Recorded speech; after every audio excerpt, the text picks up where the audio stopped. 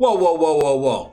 Before you go spamming my comment section, WordPress developers or aspiring WordPress developers, I know there's still demand and you probably making money developing with WordPress and you got all the information in the world, but that's not the case for everybody. A lot of you guys are stuck. Either can't get a job, can't complete projects, can't get work. A lot of things are going on because you got the wrong mindset. You're stuck in the Fiverr world, cheap work, just can't get an opportunity to really make a long-term career living or any kind of good salaries as a WordPress developer. Opportunities are still out there, guys. You just got to make sure you put yourself in a position so that you can win, and put yourself in a position so that you can be a problem solver for a company who's willing to pay top dollars for a solution. So how do you get that as a WordPress developer? First of all, you got to actually find out what the company needs first. What type of problem